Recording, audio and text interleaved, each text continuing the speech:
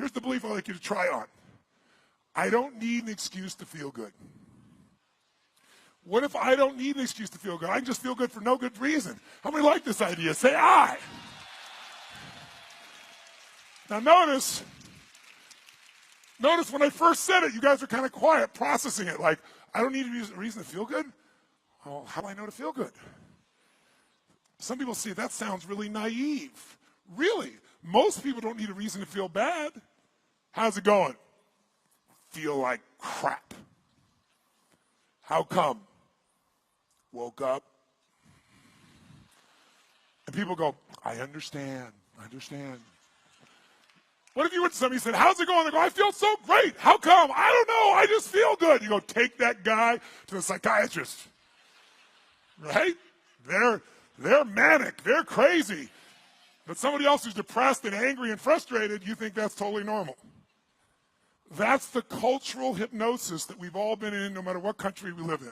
People come to me all the time, and they'll come to me like this, and they'll go, Mr. Robbins, I don't know what it is. I just feel down all the time. Why do you think I feel that way? Someone say, I feel so up. Why do you think I feel so up all the time? I don't know. Maybe it's your body.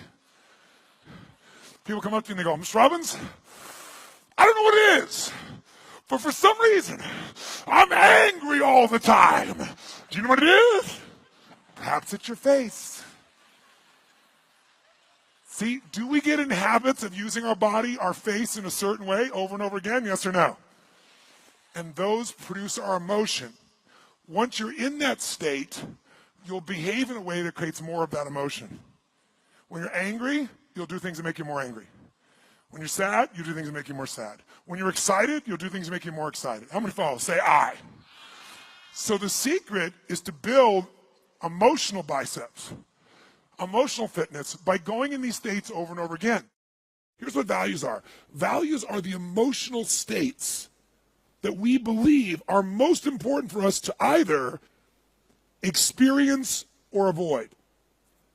So values are the emotional states that we believe are most important for us to either experience or avoid. Let me show you what I mean.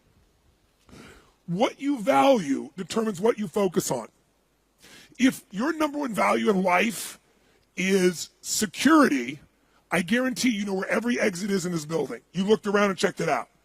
If your number one value in life is adventure, you don't even know how you got here. It literally is it controls what you notice or don't notice, what you do or don't do, what's important or not important. Every decision in your life is controlled by your beliefs and values. Many years ago, I was asked a very interesting question. Somebody asked me a question, they raised their hand in a seminar and said, Tony, can you change people that don't want to change? Of course you can change people who don't want to change. All you need is the right kind of. If you have enough leverage where change becomes an absolute. Now for some people, leverage is not even the threat of their own life. Some people would rather die than have you tell them what to do. And so that's not the leverage. The leverage for them might be something for their children. Leverage for them might be spiritual growth. All of us have a leverage point. If you find the leverage, not the leverage you make someone do it, the leverage that will make them make themselves do it. We all have some place that will get us to follow through.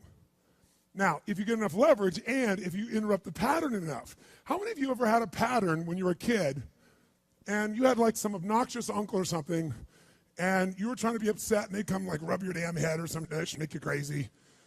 And you couldn't stay upset because they kept doing this to you. How many had this happen? Say, I. If you have enough leverage and you break someone's pattern enough times, a new pattern will show up. If you're conscious, you can create the new pattern. So the answer is yes. Now then the question would be, Tony, if all it takes is leverage, then why don't most people change? And I had a lot of answers for that, but that night, I'm a night person. That night, I'm wired up after a seminar. It's like 2 o'clock in the morning. It was December. And so I flip on the television in the back for some white noise, looking for CNN, and I come across the old Christmas classic, this Christmas Carol, right? A Dickens classic. And I see it in black and white, and I start watching the movie, and I'm remembering it from being a kid. And as I'm watching this thing, I see this man named Scrooge who clearly doesn't want to change. In fact, he's certain he doesn't need to change because what's happened is his life went through a lot of pain. And when he got pain, he looked for the source of that pain, and he said it was being close to people. So we decided is people equals pain. Remember the red squares we talked about? So now he wants to avoid people, and he's mean to people. Now, he's also very wealthy financially. He makes up this belief that because I'm mean and tough with people, I'm rich. The truth is he's financially rich. If you watch the movie, you read the story, when everybody else is gone, who's still working? He is. He's hardworking, he's thrifty, he's smart, he's intelligent, but he thinks he's rich because he's mean. So he doesn't want to lose being rich. He doesn't want to lose not being hurt. So he has a belief. Be mean to people and everything works out, even though he's miserable. Can we have beliefs that make no sense and yet still believe them, yes or no? Sure, we just get wired. So I'm watching this guy. Now, the only way people change is if they associate either enough what? Pain, so they have to change, or they associate changing will equal enough what? And ideally, if you get both, you'll change. If you get, every moment I do this, the pain's getting more and more intense, there's a point where you must change. And if I change, I get all this pleasure, you're going to want to change. How many follow? But what equals pain and what equals pleasure is what you associate in your nervous system. So what happens is, the only way you create change is changing what you link pain and what you link pleasure to in your nervous system, not just in your head, in your gut. That's what controls you. Lots of times in your head, you know what you should do, but your gut takes over. Your fear, or your greed, or your desire, or your comfort, or whatever. Who knows what I'm talking about here? Say I. But watch this. How many of you used to have a favorite dessert, or a food, or a form of alcohol that you really, really, really loved?